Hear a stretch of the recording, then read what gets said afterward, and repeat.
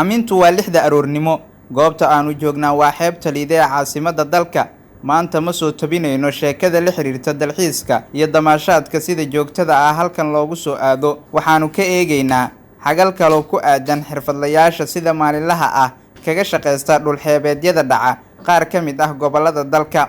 Hadda waxaa xeebta ku soo xirtay tiro ku dhow 100 doomood kuwaasi oo ka yimid safar qaatay 18 saacadood kaasi oo naaqoodayaasha ay kaga soo jilaabanayeen kheyraadka kala gedisan ee ku nool xeebta Fogaandhan 25 mayl ama 40 kiiloomitir. Sida idin muuqato qof kasta oo ka mid ah xirfadlayaasha u shaqo tagay badda waxa ay sitaan cid kasta waxa ay ka soo calfatay noolaha ku nool gudaha badda. Sidoo kale waxa isla halkani ku sugan tiro dad ah kuwaasi oo u heelan inay ka iibsadaan naaqoodayaasha soo jalaabtay kheyraadka si gaar ah kalluunka si ay ayaguna ay kaga sii iibsadaan dadyowga ku nool gudaha caasimadda Soomaaliya. Xirfadlayaasha oo u badan dhalinyaro waxa ay la kulmaan caqabado dhowr ah kuwaasi oo ku gudban ka gungaarka yoolkooda ah in si badqab ah ay wax soo saar kaga sameystaan xeebaha dalkooda. Qaar ka mid ah dhalinyaradan oo nala wadaagay dhibaatooyinka joogtada ah ay kala kulmaan shaqada dabashada wax dheefta badda ayaa Horyaal TV waxa uu sheegay inay ka mid tahay in maraakiib shisheeye oo ruqsad ka haysta dowladda federaalka Soomaaliya si bareer ah ay u jaraan shabaagta lagu soo jilaabto kalluunka. Mararka qaarna ay rastaas ku furaan maraakiib waaweyn oo iyagu ka jilaabanaya xeebaha Soomaaliya. magacaygu waa Bile Maxamuud Cali kulleyta sanadkii hore iyo sanadadii ka horeeyay iyo hadda sanadkii aan ku jirno faraq weyn u dhaxeeya. waxaan dareemaynaa kheyraadka oo yaraada Ilaahay hay noo soo siyaadiyo wax walba alla xaqiis kama yaraadaan laakiin problem kala jiro oo xagga badda naga haysto. anigu waxaan kamid ahaa ganacsatada dooyahana iskala baduna ka faa'iideysta laakiin san uga faa'iideysan jirnay iyo hadda xilliga aan ku jirno oo xilli adag ah faraq weyn u dhaxeeya because sanadkii hore xilligan oo kale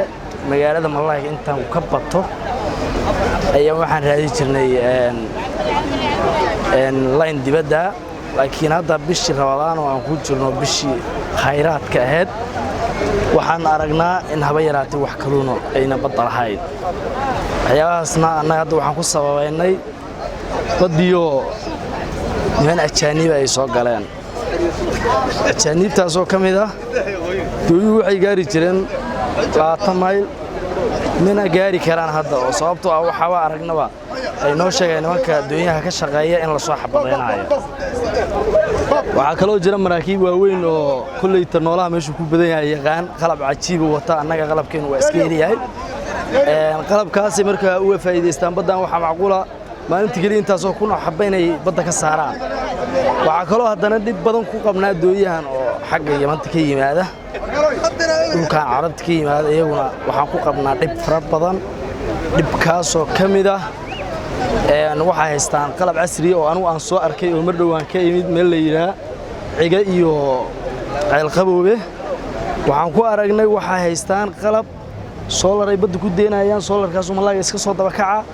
GPS uu xiran dushay ka tagayaan way siisiibayaan. waxaan kaloo ku aragnay habeenkii anqar wax la yiraahdo dhigayaan waraan 5,000 oo jilbay daadinayaan 5,000 oo Malay hal mar galaysa. qalabkaas ma haysano farsamooyinka aad iyo aad inooga tayasaraysiin because iyagu dawlad caawiso iyo xifrad waxay heleen iyo aqoon waxay heleen oo maada ah laakiin annaga aqoontaas ma hayno xoogsataan muhiimaddeena waxay tahay baddaas inaan galno Ilaahayna aan ku barino Ilaahay wuxuu naga siinaa aan ka soo qaadano. waxaan ka cabanaynaa maraakiibta oo shisheeye oo dadkii waxay ahay badda noo jiray doonleyda foolfayaasha shabaagta ay dhigteen badda ku jarjarayo. waxaan meeshan baaq uga diraynaa wasiirka kalluumaysiga maraakiib ay maato dad oo masaakiin ah baddan qarash ugu jira oo dooman u saaran yihiin way iska dul marayaan. hadda daraata waxaa naga soo go'ay 12 fur waa lacag adiga $8,000 $9,000 marka baa jaray alxamdulillah horta doomana noo soo helay oo qalabkii waa laga soo badbaadiyay badda laakiin waxaan ka rabnaa dadka mas'uuliyiinta oo dawladda u sarsareeyo in ay nagala hadlaan oo ay maraakiibta ay maalin cad ay baxaan ama markay baxayaan markuu la socdaa qalabaa ku xiran doomanka kalluumaysiga kor u ka arkaa inuu iska fiiriyo waxaa u xiran biliglayaal waxbaa u xiran calaamade inuu reed maro qalabkaas oonan haligin waxaa la arkay dadaa baaq u sameeyey oo leyr ku shiday waxayba sameeyeen madoontii inay dul maraan isku dayeen iyo Kuuriya meel walba ayaa horta badda aad ugu soo badatay baddana waxa weeye aad u xaalfinaya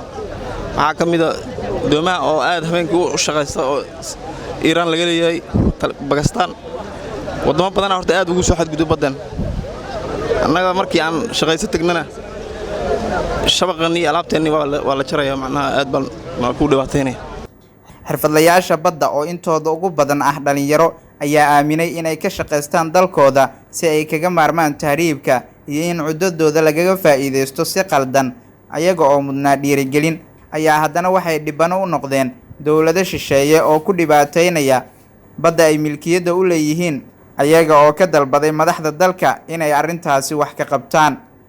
problem badanaa jira waxaan u baaqaynaa dawladda Soomaaliya codarna uu sheegaynaa inay naga qabato because sanadkii hore waa fiicnaan annaga sanadkii hore 100% malay fiicana helnay magaaladu baahideedu waa asturnay laakiin waqtigan hadda la joogo waxaan dareemaynaa culays aad iyo aad u weyn sababtoo xabad dhiig la maalmar qaar lama keeno ninka waa $100 oo qarash uu ku baxaa subaxdii wuxuu ka imaanaa asoo xabad dhiig la wadin waxa keenayna malayga la xanuujiyay jiriifa badda ku jira malaygi hadii mar uu xanuunsadana badda dhamo ka baxaas wuxuu aadaa dhulkaas iyo Hindiya tan labaadna waxaan aragnay soolarada ay u jeedin waa soolaro soconaya waxa loogu talagalay in baddan lagu barakiciyo soolaradan waxay gaarayaan intaas Yemen ay aadayaan Kenya ay aadayaan waxay aadayaan Imaaraadka waxay aadayaan adduunkaas oo dhan waa soolaro socdo noolaha markaasna waa daba socona wiska socona noolahaas baddaadu ka saara marka taasna waa jirtaa baddan waa bad loo tashaday waxaan ka codsanaynaa dawladda Soomaaliya codkaan haduu gaaro siiba madaxweyne iyo ra'iisul wasaaraha iyo gudoomiyaha baarlamaanka waxaan ka codsanaynaa dhibkaan haysta inay soo farageliyaan haddaanna ganacsatada Soomaaliyeed oo badda ku tiirsan marka waxaan dareynaa baaq madaxda ku shaqada leh wasiirka kalluumaysiga inay dadkaas naga qabtaan